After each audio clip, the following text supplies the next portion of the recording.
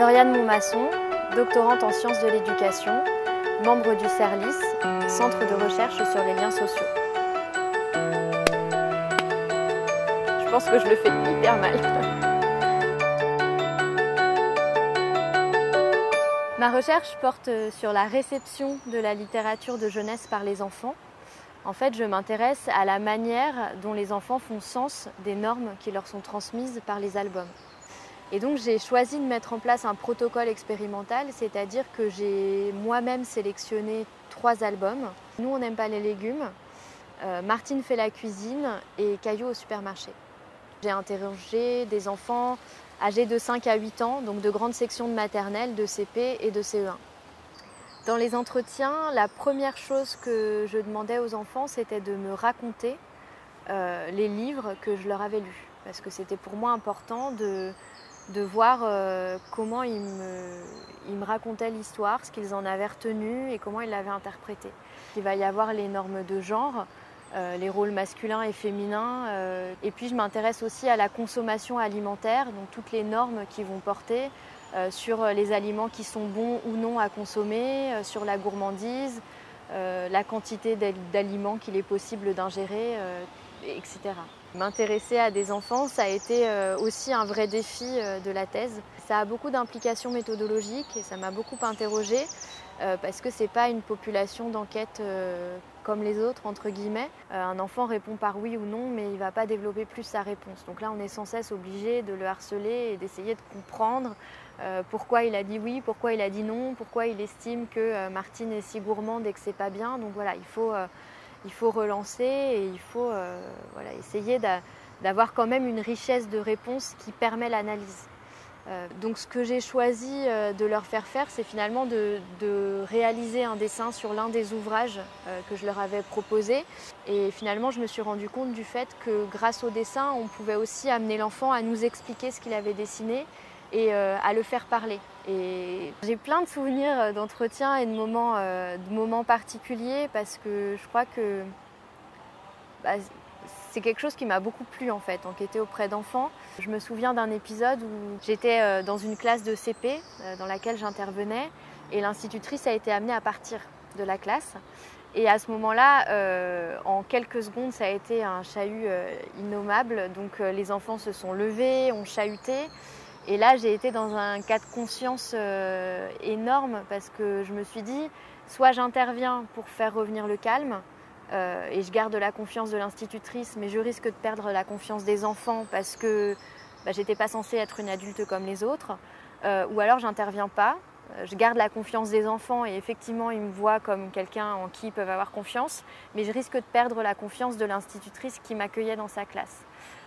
Une élève un peu plus âgée qui était présente dans la classe parce que son institutrice était absente ce jour-là a pris le rôle d'autorité et a fait revenir le calme dans la classe. Donc j'ai pas eu finalement à me mettre dans une situation délicate, mais ça a quand même révélé le fait que voilà, j'étais une chercheuse un peu particulière. Un des premiers résultats, alors qui peut paraître évident mais qui ne l'est pas, c'est que la réception des albums n'est pas une réception mécanique. Et ça, j'avais à cœur de le montrer parce qu'en fait, ce qui m'a conduite à m'intéresser à la réception, c'est que les sociologues et les psychosociologues français qui se sont intéressés à la littérature de jeunesse ont étudié le contenu des livres et la plupart du temps en supposant la réception qu'en faisaient les enfants et la plupart du temps en supposant que cette réception, elle était mécanique.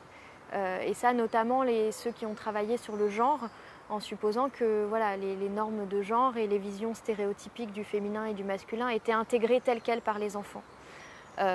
Or, ma recherche montre quand même que les enfants parviennent à s'aménager des espaces de liberté et ils arrivent à interpréter. Des fois, ils changent le sexe des personnages,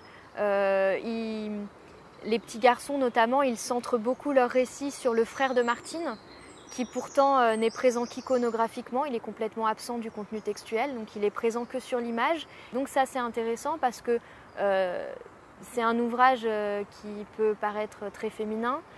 Souvent on reproche à Martine de transmettre des normes très stéréotypiques du féminin et du masculin, et on voit qu'il y a des enfants qui l'interprètent complètement différemment.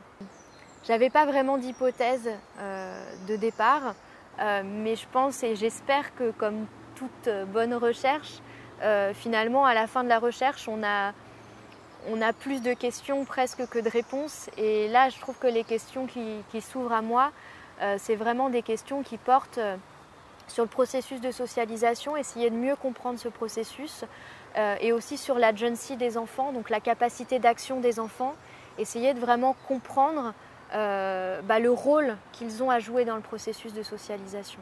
Ma recherche a duré 5 ans, donc 5 ans de thèse. Puis maintenant, il faut préparer la soutenance qui a lieu dans une semaine. C'est un moment, je pense, qui est privilégié dans le sens où on a la chance de mettre en discussion sa recherche avec des chercheurs qui sont spécialistes sur le domaine, dont souvent on admire les travaux. Donc c'est vraiment une chance.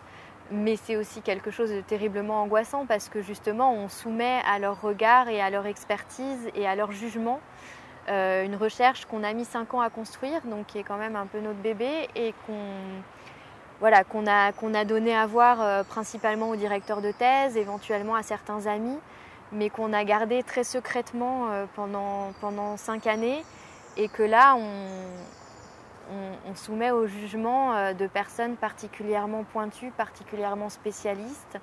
Et c'est terriblement angoissant de savoir ce que ces personnes-là vont en penser en fait. Si tout se passe bien, le 9 juin, aux alentours de 14 h, en sortant de l'amphithéâtre Durkheim de la Sorbonne, je serai officiellement docteur en sciences de l'éducation et non plus doctorante. Donc je crois que si tout se passe bien, ça sera l'essentiel. Je fais à l'envers le clap, non? Toujours à chaque fois. Bon, je sais pas, ça sera ma marque de fabrique.